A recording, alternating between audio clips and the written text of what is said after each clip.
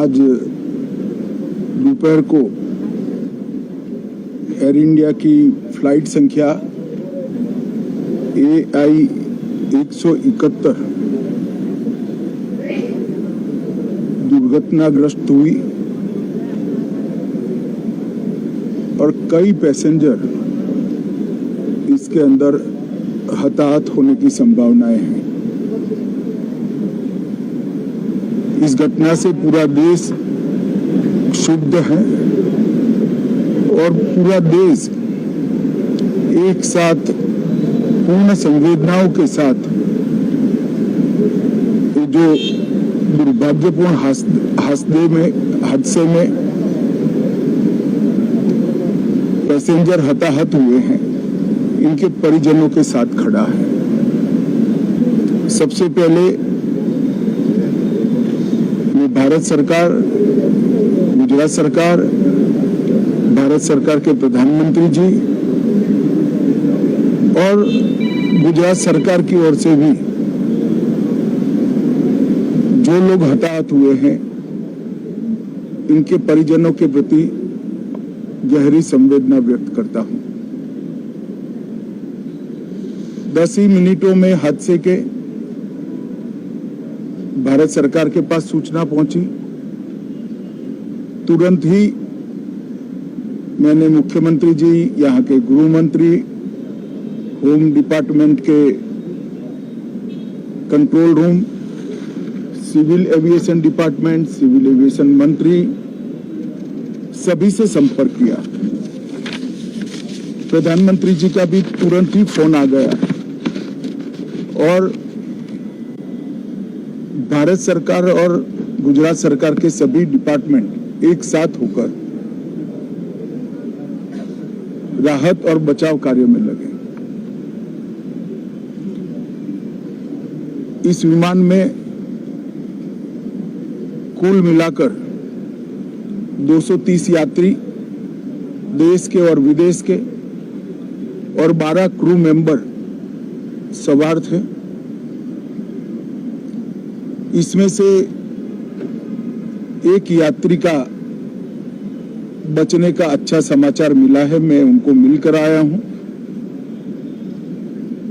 मृत्यु का आंकड़ा तो DNA परीक्षण और यात्रियों की पहचान के बाद ही अथॉरिटी अधिकृत रूप से घोषित करेगी,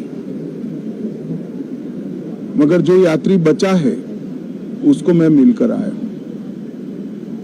घटना के तुरंत बाद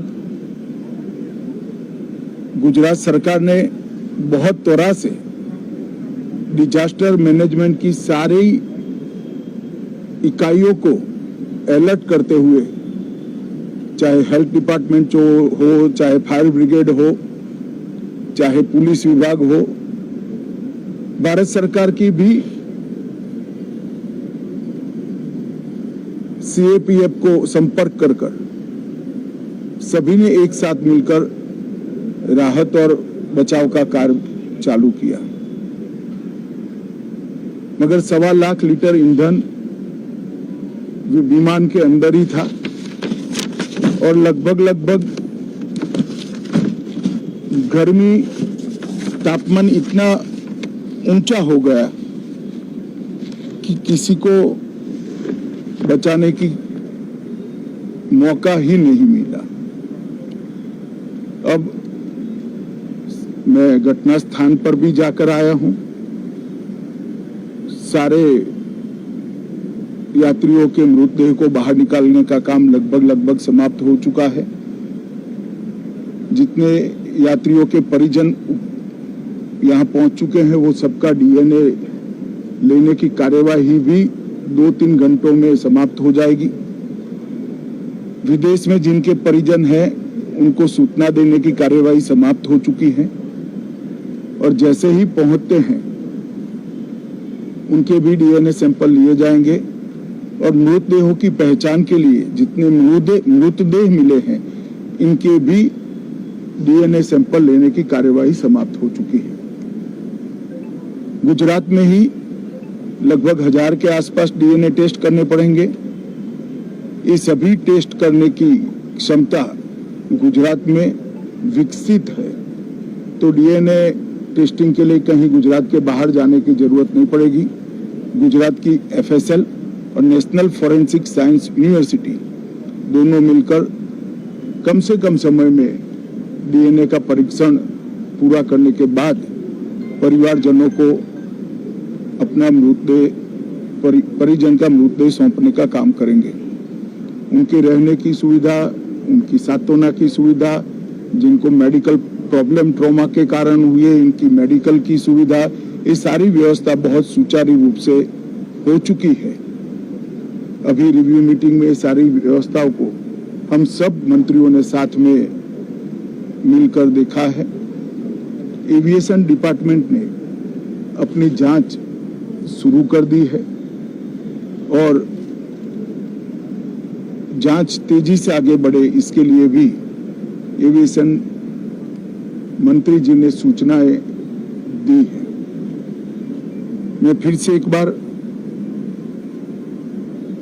राहत काम में जिन जिन एजेंसियों ने त्वरा के साथ बचाव और राहत का काम किया वो सभी का धन्यवाद करना चाहता हूं और फिर से एक बार जिन्होंने अपने परिजनों को गंवाया है, हताहत हुए हैं, वो सभी को मनपूर्वक संवेदनाएं व्यक्त करता हूं। मैं एक बात जरूर कहना चाहता हूं कि ये एक्सीडेंट है, एक्सीडेंट को कोई रोक नहीं सकता,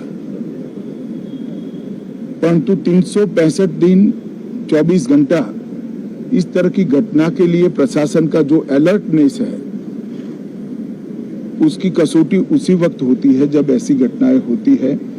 और आज गुजरात के डिजास्टर मैनेजमेंट की तैयारियों का एक प्रकार से दुर्भाग्यपूर्ण तरीके से मगर कसौटी हुआ और बहुत त्वरा के साथ यहाँ पर काम किया गया, वो पूरे देश के मीडिया के सामने और परिजनों के सामने भी आया है। अंत में मैं फिर से एक बार